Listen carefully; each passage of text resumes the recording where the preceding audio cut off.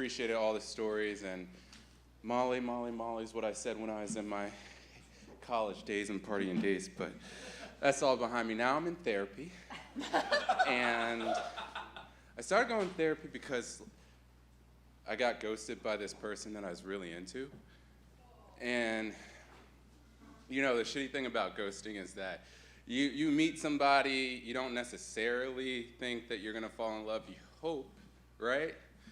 And then you kind of get into this habit of just swiping right, and you kind of lose hope, and then it's when you lose hope that you find out, oh shit, this person's actually kind of dope, so I think I actually might want to invite them to a second date that's outside of my bedroom. So there was this guy that I really was into, and we did all the things, you know, like hooked up, actually brought him to a restaurant, and fun movie nights, and then, you know, got into some deep conversations in the wee hours of the morning, and I ended up making dinner for him several times. Anybody know how to make a perfect lobster? Because I had to Google that. But, you know, after a while, I thought things were going great, and I was looking up new recipes, and I texted him a recipe like, hey, does this sound good for dinner tonight? I'm about to head to the grocery store after work. No response. Okay. I figured maybe I'd try the old school call. It's worse, you know, it's like when it's ringing for like 7, 8 times and then it goes eventually to voice. It's worse when it rings like half a second and it's like, boop.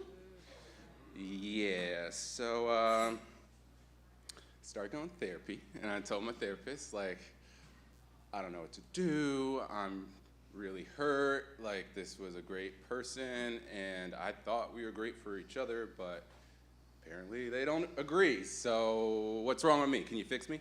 You know?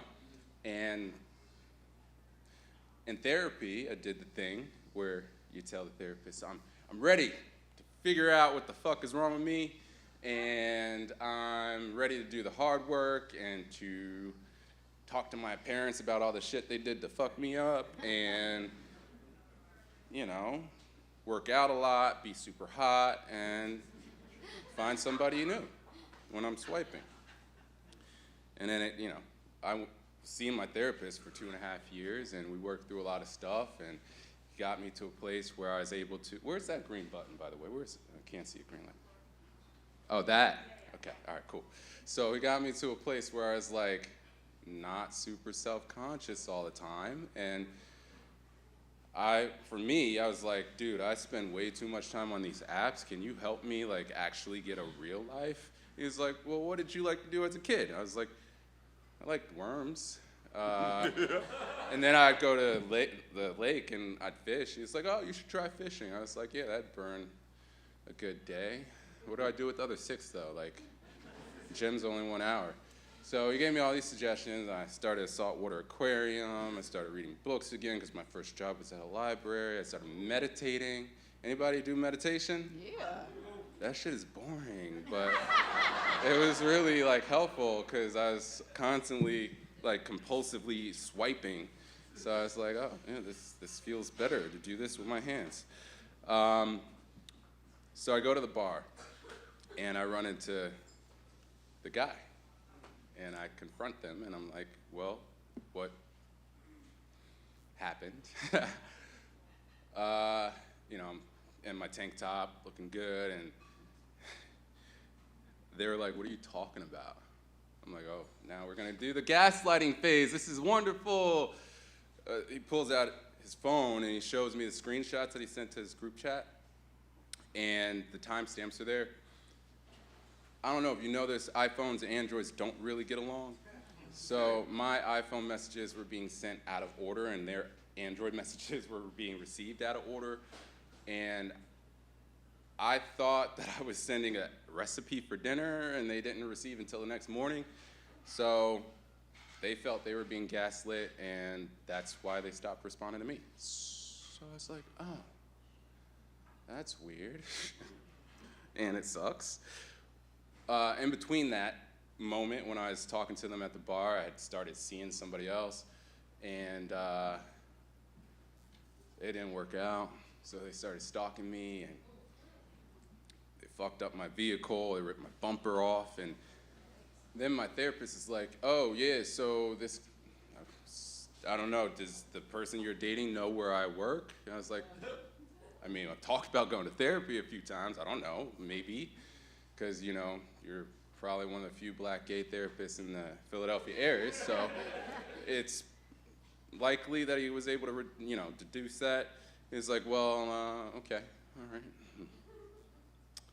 right. Anyway, so I'm at the bar, seeing the screenshots, recognizing, oh shit, so like in this situation, he actually thought I was the asshole, and I thought he was the asshole.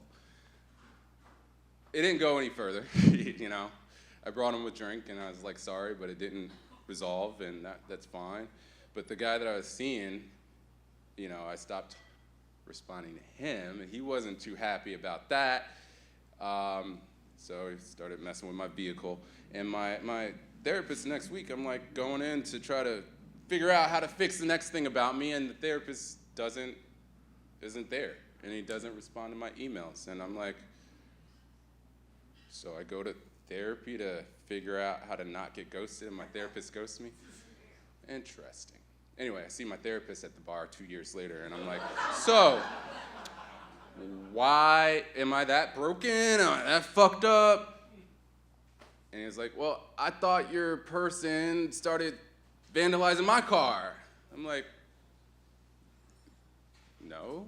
He's like, yeah, I filed a police report, and it wasn't that person actually, but you can start coming back to sessions with me, you know, next Wednesday.